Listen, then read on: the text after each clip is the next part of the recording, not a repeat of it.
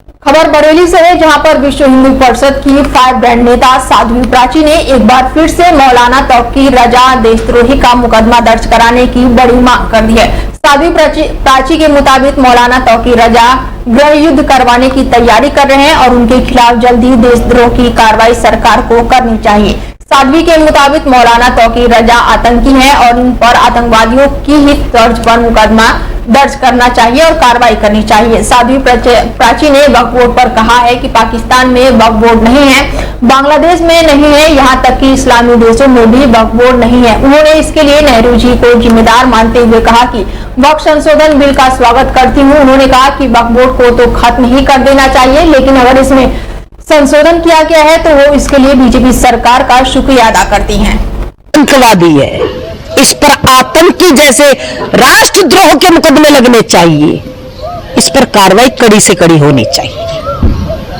दीदी अभी तक कोई ठोस कार्रवाई नहीं हो रही, तमाम मुकदमे भी दर्ज है। और हाँ, मैं भारतीय जनता पार्टी की सरकार से आज बरेली में मांग करती हूँ कि तौकीर रजा पर कड़ी से कड़ी कार्रवाई करिए, अन्यथा बहुत गंभीर परिणाम हो सकता है।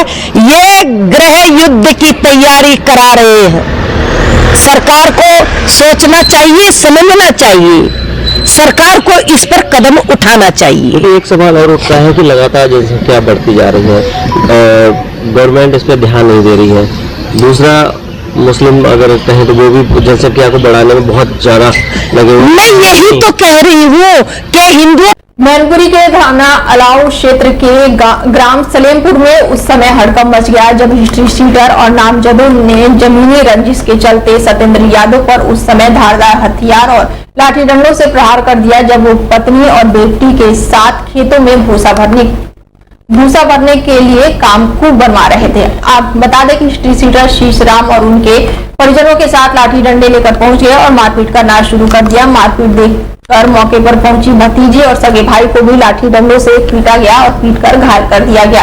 घटना की रिपोर्ट थाने में दी गई, जिसके बाद से कार्रवाई शुरू हो गई है। सत्येंद्र की हालत कैसी है, कहाँ भर्ती है? सत्येंद्र की हालत अभी गंभीर है सर। यहाँ से मैनपुरी से रेफर किया सैफई से रेफर वो आगरा के लिए ले गए। किस अस्पताल में क्या हुआ? जी हॉस्पिटल है, उसमें एडमिट किया है, उपचार चल रहा है गंभीर हालत है, सीरियस ज्यादा है वो इस टाइम। कहाँ की रहने वाली है सर? सलेमपुर परिना। अच्छा, ये इस गाँव में कल बात हुआ था, क्या किस मामले को लेकर हुआ था, क्या पूरा मामला था बेटा? खेत के बारे में कुछ हुआ था।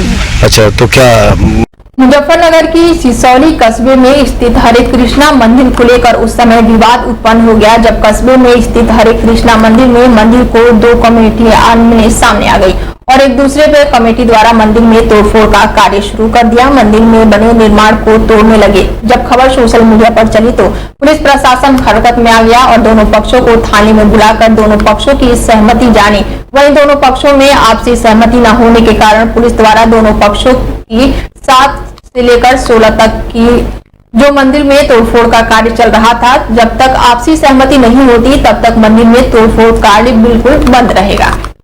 जी, आपका शुभ नाम? मेरा नाम अशोक कुमार है। अशोक कुमार जी, आप आज भोरा कला थाने आए हो, क्या है पूरा मामला? सर जी, मामला मंदिर पर कुछ दबंग लोगों के द्वारा तोड़फोड़ करी गई और मंदिर पर कब्जा करने की नीयत से वहां पर तोड़फोड़ करी गई। जो मकान बने हुए थे वे तोड़े गए और उस पर कब्जे की नीयत से वो काम कराया गया। जी, आप किस कमेटी के सदस्य हो और कब से आप मंदिर से जुड़े हुए हो? मैं 30-35 साल से मंदिर से जुड़ा हुआ हूँ। श्री श्री राधा संकीर्तन समिति रजिस्टर्ड 35 साल से रजिस्टर्ड है, वो मंदिर का कार्यभार देख रही है। आप कौन से पद पर हो? मैं उपाध्यक्ष पद पर हूँ कमेटी का। वे कौन लोग हैं जिन्होंने मंदिर में तोड़? ये कुछ अराजक तत्व हैं, उनके नाम जो है वो इस प्रकार हैं: दिनेश बाबूराम, नीरज रामधन और आपका राकेश रामधन और सुनील श्यामलाल। ये इस तरह से है। कुछ इनके साथ में वैसे भी लोग थे जुड़े हुए, जो लोकल के वहां के बदमाश किस्म के दबंग किस्म के लोग हैं, वे जुड़े हुए थे इनसे। कुछ लोगों को भोरा कला पुलिस मौके पर से गिरफ्तार करके ले रही है। हाँ, तो हो सकता है आई हो, हम तो अभी उसमें सूचना नहीं है इतनी, कुछ देखेंगे क्या है क्या वो है। आप क्या चाहते हम ये चाहते हैं कि वहां पे जो है इस तरह की तोड़फोड़ ना हो। मंदिर पर बनाने कोई भी वो कार्य होता है वो बनाया जाता है। मुजफ्फरनगर में नई मंडी कोतवाली क्षेत्र में किराए पर रहने वाले प्रवीण कुमार की पत्नी प्रेमी के साथ फरार हो गई। 4 बच्चों के पिता प्रवीण ने थाना मंडी में पुलिस से अपनी पत्नी की बरामदगी की गुहार लगाई है। उन्होंने कहा कि साहब, बच्चों का पालन पोषण कैसे करूं, काम करूं या बच्चे पालूं। अलीगढ़ और बिजनौर के बाद मुजफ्फरनगर में ये तीसरा ऐसा मामला आया है जहां एक महिला अपने बच्चों को छोड़कर प्रेमी के साथ भाग गई है। पीड़ित पति ने नई मंडी कोतवाली क्षेत्र में किराए के मकान में अपनी पत्नी और 4 बच्चों के साथ रहता था। पहले वो मकान मालिक विपिन के घर में किराए पर रहता था। प्रवीण ने आरोप लगाया है कि उसकी पत्नी और उसके साले आजाद की बुरी नजर थी। इसकी शिकायत उन्होंने मकान मालिक विपिन और उनकी पत्नी चीनू से की थी, लेकिन दोनों ने आजाद का पक्ष लिया और प्रवीण की पत्नी को भला बुरा कहा। इससे नाराज होकर प्रवीण ने विपिन का मकान छोड़ दिया और मंडी क्षेत्र के रामलीला मैदान के पास किराए के मकान में रहने लगा। पीड़ित के मुताबिक 7 अप्रैल को सुबह 11 बजे प्रवीण किसी काम से बाहर गया था। उस समय उसकी पत्नी और बच्चे घर पर थे। शाम को जब प्रवीण घर लौटा तो उसकी पत्नी घर पर नहीं थी। बच्चों से पूछने पर पता चला कि मकान मालिक का रिश्तेदार आजाद उसके घर आया था और उसकी माँ उसके साथ चली गई। तब से उसकी पत्नी का कोई अता पता नहीं है। खबर कासगंज से है, जहां पर बैंक ऑफ बड़ौदा के जनसेवा केंद्र के संचालन के साथ 8.30 लाख रुपए की लूट हुई है। बाइक सवार 3 नकाबपोश लुटेरों ने घटना को अंजाम दिया है। तो सूचना मिलते ही घटना स्थल पर पुलिस पहुंची और जांच पड़ताल शुरू कर दी। बाइक सवार लुटेरों ने सर पर डंडा मारकर गंभीर रूप से घायल करके रुपयों से भरा बैग लेकर उड़ गए। लूट की घटना के बाद से पुलिस ने जगह जगह बैरिकेडिंग लगाकर चेकिंग अभियान चलाया। सोरो कोतवाली क्षेत्र के बरकुला रोड मैदान मिल फैक्ट्री के पास ये लूट की घटना हुई है। खबर सहारनपुर से है, जहां पर श्रद्धालुओं की कार सड़क किनारे पेड़ से जा टकराई। टायर फटने के बाद से पेड़ से टकराई कार और सिद्धिपीठ मां शंखभारी देवी मंदिर पर दर्शन करके श्रद्धालु लौट रहे थे। हादसे में बच्चे और महिलाओं सहित 6 श्रद्धालु गंभीर रूप से घायल हुए। वह सूचना पर पहुंची पुलिस मौके पर पहुंची। इंस्पेक्टर सुबेश सिंह सहित इंस्पेक्टर रविश कुमार भी मौके पर पहुंचे और पुलिस ने कार में फंसे घायलों को किसी तरह बाहर निकाला। एम्बुलेंस की मदद से घायलों को अस्पताल में भर्ती कराया। ट्रैक्टर की टक्कर से क्षतिग्रस्त हुआ है बिजली का पोल। इसके साथ ही बाइक सवार वहां पर गिर गए हैं। बाइक सवारों पर बिजली पोल गिरने से एक युवक की मौके पर ही दर्दनाक मौत हो गई।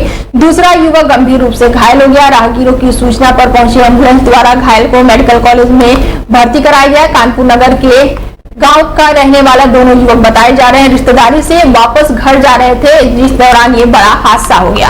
खबर हरदोई से है, जहां पर गेहूं कटाई के लिए चलाई जा रही कंबाइन मशीन का टूटा पुर्जा, जिससे कि चिंगारी निकली और फिर खेतों में ये चिंगारी पूरी तरह से फैल गई। बिजली न होने से नहीं चल सका समरसेबल पंप, तो लोगों ने आसपास के खेतों को ट्रैक्टर से जोड़कर किसी तरह आग पर काबू पाने का प्रयास किया, लेकिन तेज आग के फैलने से 9 किसानों की कुल कई बीघा गेहूं की फसल जलकर पूरी तरह से राख हो गई। राजस्व विभाग ने टीम भेजकर किसानों के नुकसान का आकलन करवाया। पीड़ित किसानों को नुकसान के आकलन के पश्चात मुआवजा मिलेगा।